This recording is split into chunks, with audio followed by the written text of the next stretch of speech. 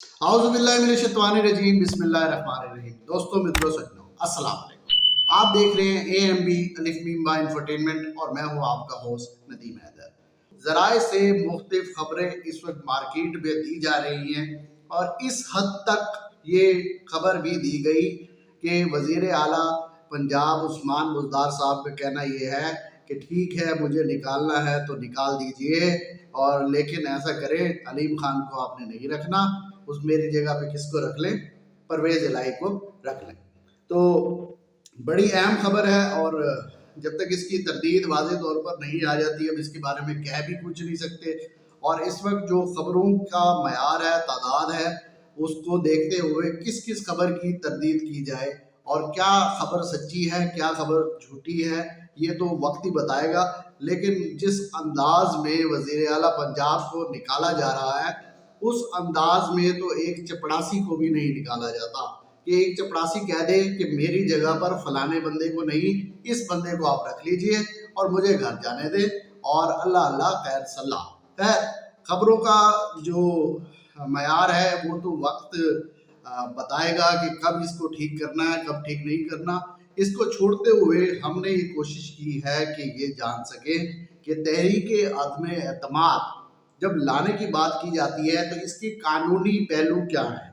पहले तो थोड़ा सा मैंने गुज़िश्ता वीलॉग में भी ये बात की कि कोई ये नहीं बता रहा कि तहरीक अदम एतमाद लाई कैसे जाती है और फिर उसके लाने का क्या प्रोसीजर है। एक मुख्तसर सा बस थोड़ा सा पॉइंट मैं आपको यहाँ पर आपके सामने रखूँगा कि इसकी जो वोटिंग होती है वो ओपन वोटिंग होती है और कम से कम 20% की तादाद आपके पास हो तो ये आप वो मोशन को ला सकते हैं। और वो इस मोशन में ज़रूरी ये होता है कि ओपन वोटिंग होती है। ओपन वोटिंग के नतीजे के अंदर आपको बताना पड़ेगा कि मैं उस्मान बुज़दार के ख़िलाफ़ वोट दे रहा हूँ। और जब बात ओपन हो जाएगी तो 3 चीज़ें ऐसी हैं जिसका कल भी मैंने जिक्र किया कि एक क्या है अदम एतमाद, और दूसरी बजट, और तीसरी मेजर आइन के अंदर कोई तब्दीली करनी हो तो उसके लिए ज़रूरी है कि अगर कोई भी शख्स पार्टी की ये डिसिप्लिन के खिलाफ जाएगा तो उसकी रुकनीत क्या हो जाती है, मुअत्तल हो जाती है। ये कानूनी नुक्ता निगाह था। इसके बारे में जानने के लिए हमने राब्ता किया सरदार लतीफ़ खोसा साहब से, जो कि कानूनी माहिर होने के साथ साथ पाकिस्तान की सियासत के एक चश्मदीद गवाह हैं कि क्या क्या पाकिस्तान में मुख्तलिफ अदवार में होता रहा, और उसके साथ साथ साबिक गवर्नर भी रह चुके हैं। तो हमने उनसे पूछा कि आप बताइए कि ये कानून क्या है, कि क्या कोई फॉरवर्ड ब्लॉक बनाकर, और PTI के अरकान जिन्होंने बाकायदा तौर पर फॉरवर्ड ब्लॉक कहने को तो है, लेकिन जिस अंदाज में जिस तरीके से फॉरवर्ड ब्लॉक बनता है, अगर बनता भी है तो वो अलग सीटों पर बैठता है, लेकिन यहाँ पर इस तरह का कोई मामला नहीं है। तो मैंने जब उनसे सवाल किया कि सरदार साहब ये बताइएगा कि क्या ये तहरीक अदम एतमाद लाने के बाद ये जो पार्टी के कायद हैं, सरबराह हैं, क्या उनके खिलाफ एक्शन लेकर उनको सीटों से नहीं हटा सकते, उनके खिलाफ जो है कार्रवाई नहीं की जा सकती, जिसकी सूरत में ये तो एक सुसाइड है कि आपने पार्टी के खिलाफ यहाँ पर अगर वोट दे दिया तो आपकी तो रुकनीत ही खत्म हो जाएगी। तो खुद थोड़ा सा सुन लीजिए, उन्होंने बड़ी तफसील से बताया। उन्होंने कहा कि अगर ऐसा कुछ होता है तो पार्टी का जो सरबराह है सबसे पहले वो लिख कर देगा किसको, स्पीकर को, और स्पीकर वो केस क्या भेज देगा इलेक्शन कमीशन के पास, और इलेक्शन कमीशन उसको डिसाइड करेगा, और वो जो जिसके खिलाफ ये केस जाएगा वो उसको पूरा मौका दिया जाएगा कि वो उस पर जो अपना मौक़िफ़ है वो पेश कर सके। बहरहाल कानून ज़रूर मौजूद है जिसकी बात मैं कर रहा था, मज़ीद तफसील आप खुद सुन लें। वो स्पीकर को देगा, स्पीकर फिर इलेक्शन कमीशन ऑफ पाकिस्तान को रेफरेंस बना के भेजेगा और फिर वो उसी तरह उसका election commission of Pakistan notice देगी, और जैसे वो ज़ाब्ता दीवानी के तहत इशूज फ्रेम होंगे और फिर वो अगले को मौका मिलेगा। का मुर्दा शुद मारगुज़ीदा मुर्दा शुद, अगला उस वक्त तक सेशन भी खत्म हो जाएगा और इनका म्याद भी असेंबली की खत्म हो जाएगी। अच्छा जी, जैसे कि आपने सुना कि देखिए प्रोसीजर तो मौजूद है। अगला सवाल मैंने उनसे ऐसे किया कि देखिए मुझे ये बताइए कि प्रोसीजर मौजूद है, अब इस पर कोई अमल दरामद करता है या नहीं करता, ये उसकी अपनी सवाबदीद है, लेकिन कानून मौजूद है कि जो शख्स ये कह रहा है कि मैं फॉरवर्ड ब्लॉक में जाकर उस माल मुजदार को हटा सकता हूँ, तो वो खुद हट जाएगा। तो मैंने उनसे पूछा क्या माजी में ऐसा कभी हुआ है कि इस तरह से पार्टी की डिसिप्लिन की खिलाफ वर्जी करने के नतीजे में कार्रवाई इलेक्शन कमीशन की जानिब से की गई हो? नहीं नहीं, रेफरेंसेस गई है। ये खुद इनकी जो एडवाइजर थी मोहतरमा फिरदौस आशिक अवान साहबा, उनके खिलाफ जो है चौधरी शुजात ने कहा था कि ये होते हुए अपना पार्लिमानी सेक्रेटरी होते हुए PMLQ की ये पार्टी को छोड़कर ये फलां पार्टी में ज्वाइन करके ये on the floor of the house कह के गई है। फिर वो इलेक्शन कमीशन में मामला उसकी नाअहली का गया। इत्तेफाक से मैं उसमें वकील था और वो हमने कहा कि चौधरी शुजात साहब को तलब कीजिएगा, उन पर हमने जरा करनी है। उस वक्त जो है चीफ व्हिप होते थे अपना दरीशक साहब, नसरुल्लाह दरीशक साहब चीफ व्हिप होते थे, और उनको भी हमने कहा कि उसी तरह जाहिर है कि शहादत होगी और जरा होगी जिस तरह CPC में ज़ाब्ता दीवानी में जो मुतय्यन है कानून शहादत का म्यार, तो वो फिर असेंबलियां की म्याद खत्म हो गई। और क्योंकि चौधरी अमीर हुसैन साहब के साथ सियालकोट के ही हल्के से जिले से थी वो, और उनका दहशत गर्दी के पर्चे भी हुए जवान पर, तो हमने वो जो है कामयाबी से उसका दिफा किया। फिर जब असेंबली खत्म हो गई, उसकी म्याद भी खत्म हो गई, तो पिटिशन भी इंफ्रक्चुअस हो गई और वो दाखिल दफ्तर हो गई। जी, जैसे कि आपने खुद सुना कि जिसके वकील भी कौन थे, सरदार लतीफ़ कोसा खुद थे। उन लोगों ने ये केस जो है बाकायदा फाइल भी किया, लेकिन इसको इतना प्रोलॉन्ग किया गया कि वो जो मुद्दत थी असम्बली की वही ख़त्म कर दी हो गई। आज जब मुद्दत ख़त्म हो गई तो वो केस क्या हो गया, दाखिले दफ्तर हो गया और उसका कोई नतीजा नहीं निकला।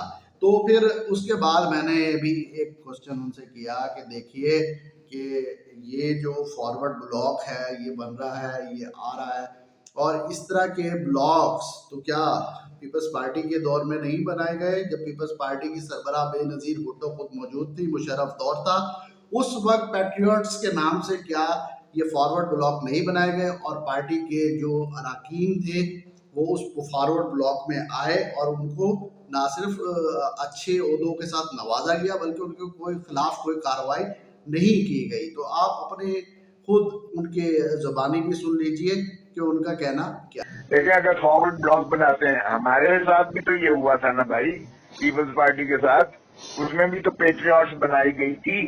पेट्रियट्स में जो है हमारे बॉस 35 के कितने चले गए थे, उनको वजारतें भी मिल गई थी। हम भी ये डिफेक्शन होते हुए भी हम उनका कुछ नहीं कर सके थे। तो अगर वो फॉरवर्ड ब्लॉक बना देते हैं, इसका मतलब ये नहीं है कि वो अपनी जमीर के मुताबिक जो है वो अपना फैसले भी नहीं कर सकते हैं। और अगर एक जो है पार्टी का सरबराह पागल हो जाता है या वो अपना जो है डिक्टेटोरियल मुसल्लत करता है, उनकी राय के बरक्स मुसल्लत करता है, या उसने आवाम को इतनी जिल्लत और रुसवाई में धकेल दिया है कि वो ये लोग जो MNAs हैं वो अपने इलाके में जाने लायक नहीं रहे हैं और वहां से जूते पड़ने हैं। वो जाहिर है कि इलेक्शन लड़ना भी उन्होंने लड़ना है, तो वो अपना जमीन को कैसे वो बरत जो है करेंगे। तो ये बड़ा गंभीर किस्म का मसाला है। इस पर अगर जाएंगे तो जाहिर है कि वो भी उनको वकीलों की अच्छे वकील मिल जाएंगे। जी, जैसे कि आपने खुद सुन लिया कि पीपल्स पार्टी के अहम सरबराह हैं, उनका भी ये और कानूनदान भी हैं, उनका ये कहना है कि मुशर्रफ दौर के अंदर भी पैट्रियट्स के नाम से पीपल्स पार्टी के खिलाफ ये फॉरवर्ड ब्लॉक बनाए गए थे, और जिसमें जो दो नया नाम जो बहुत अहम है उसके अंदर फैसल सालेह हयात और राव सिकंदर इकबाल साहब, इनके नाम दो अहम नाम हैं जो कि इसके अंदर पेश थे और जिनके खिलाफ मोहतरमा बेनज़ीर शहीद भुट्टो साहिबा ने क्या किया था, उनको पार्टी से ही फारिग बाद में कर दिया गया था और कहा था कि इनको टिकट नहीं देना।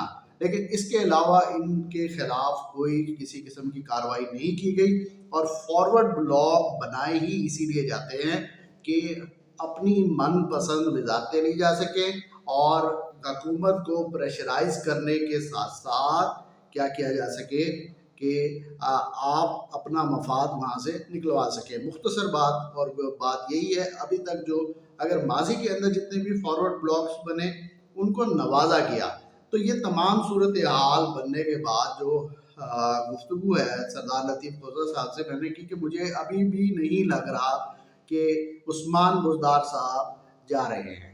تو ان کا یہ کہنا تھا کہ نہیں، یہ ایسا نہیں ہے. میں آن دی ریکارڈ یہ گفتگو کر رہا ہوں اور میں آپ کو یہ بتا رہا ہوں کہ یہ تحریک عدم اعتماد آج سے پہلے کوئی اس طرح کی تحریک کامیاب نہیں ہوئی، لیکن یہ کامیاب ہوگی اور عثمان بزدار صاحب کو گھر جانا پڑے گا.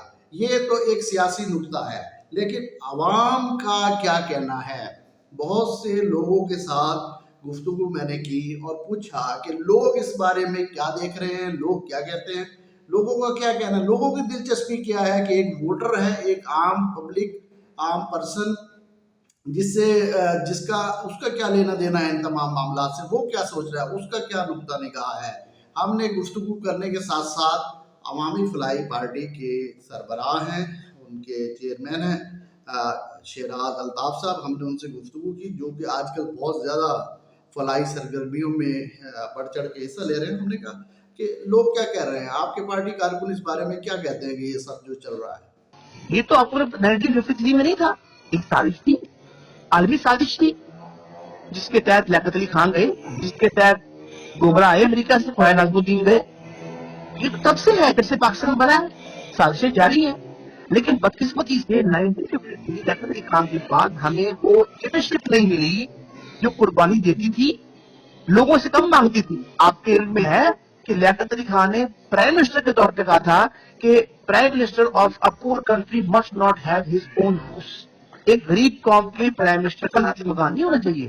اور خود وہ اربوں روپے کی پراپرٹی اپنی ہندوستان میں چھوڑ کے آئے تھے، انہوں نے کلیم نہیں کی اور کہا یہ جب تک مہاجرین کے سر پہ چھت نہیں ہوگی میں کلیم نہیں کروں گا. وہ چلے گی لیڈرشپ. اب کون سی آ گئی؟ مار دھاڑ، کچھ لو کچھ دو. عام آدمی کہتا ہے کہ مجھے اتنے پیسے تو ملے کہ بل دے کے مجھے بچوں کی تعلیم کی فکر نہ ہو، بچوں کی تعلیم دے کے مجھے آٹے کی فکر نہ ہو، آٹا دے کے مجھے چینی کی فکر نہ ہو، چینی دے کے مجھے پانی کی فکر نہ ہو، پانی دے کے مجھے دوائی کی فکر نہ ہو. عام آدمی تو یہ کہتا ہے. 22 کروڑ انسانوں زندگی سے بے گانوں، صرف چند لوگوں نے حق تمہارا چھینا ہے، ہاں پیسے جینے پہ. یہ بھی کوئی جینا ہے. جالب نے کہا تھا 60 میں، اور آپ دیکھیے 60 میں وہ کہہ رہا ہے 30 روپے ہے من آٹا، پھر بھی ہے سناٹا. گوہر سہگل آدم جی بنے ہیں برلا اور ٹاٹا. ہم آج 70 سال بعد بھی آٹے کو رو رہے ہیں. حقیقت یہی ہے کہ عوام کا اس معاملے سے لینا دینا کوئی نہیں ہے. عوام کا جو مسئلہ ہے وہ پہلے دن سے یہی ہے کہ غربت، مہنگائی اور ان تمام چیزوں کے اندر کیا کی جائے، کمی کی جائے. لیکن جب اس طرح کا پولیٹیکل انریسٹ پاکستان کے اندر پیدا ہوتا ہے تو اس کے نتیجے میں کبھی بھی عوام ترجیح نہیں ہوتے. ترجیح کون ہوتا ہے کہ لوگ اور سربراہ اور جو پارٹی قائدین ہیں، جس کی حکومت ہے، اس کی کوشش یہی ہوتی ہے کہ کسی طریقے سے وہ حکومت اپنی بچا سکے، اور ان کے مخالفین کی ہمیشہ یہی کوشش لگی رہتی ہے کہ ان کی حکومت کو گرا دیا جائے. اور اس ویلاگ کا اختتام میرے ایک بڑے قریبی دوست ہیں، عزیز ہیں اور سینئر جرنلسٹ ہیں، ان سے میں نے جب اس بارے میں گفتگو کی، کیونکہ یہ ویلاگ کرنے سے پہلے میں بہت سارے جو افراد ہیں، جو ریلیونٹ پرسنالٹیز ہوتی ہیں، ان سے لازمی گفتگو کرنے کے بعد کیمرے کے سامنے آ کر بیٹھتا ہوں. ان کا کہنا یہی تھا کہ بھائی امریکہ کی جنگ آج سے پہلے افغانستان میں لڑی جاتی رہی، یہ پہلی بار ہے کہ کیا ہو رہا ہے کہ امریکہ کی جنگ پاکستان میں لڑی جا رہی ہے. میں نے انہیں کہا کہ یہ اس بات سے ضرور میں آپ کی اتفاق کرتا ہوں کہ امریکہ کی جنگ اس وقت پاکستان میں لڑی جا رہی ہے اور بیرونی طاقتوں کا ضرور اس کے اندر عمل دخل ہے. اور اس کے ساتھ ساتھ ان کو یہ بھی کہنا تھا کہ کبھی بھی جو انٹرنیشنل کمیونٹی ہے اس مد میں پیسے نہیں دیتی کہ آپ کیا کریں، ڈیموکریٹک پروسیس کو ختم کر دیں اور کسی انریسٹ کی طرف جائیں. اور لیکن اگر یہ پیسے دیے گئے تو وہ کسی اور مد میں کیا کر دیے جائیں گے، مائنس کر دیے جائیں گے. کہ ہمارے جو ذرائع ہیں، جو پکے ذرائع ہیں جہانگیر ترین گروپ کے، ان کا کہنا ابھی تک یہی ہے کہ اگر موومنٹ آئی تو کامیاب ضرور ہوگی. اس کے نتیجے میں جو عمران خان صاحب کی طرف سے رد عمل آئے گا وہ بھی بہت زیادہ خوفناک ہوگا.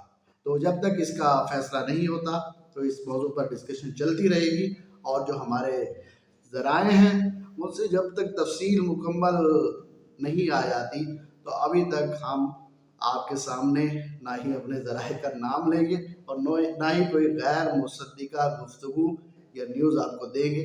مگر اب تک جو گفتگو کی ہے وہ آن ریکارڈ ہے، اور آج بھی میں یہ کہہ رہا ہوں کہ نہیں، ابھی سائیں بزدار کے پاس آپشنز موجود ہیں. ضروری نہیں ہے کہ چیک میٹ ہو جائے. Thank you very much. اپنا بہت خیال رکھیے گا، اور کوئی بھی کوشچن ہو کمنٹس میں ضرور پوچھیے، ہم آپ کو اس کا آنسر دیں گے.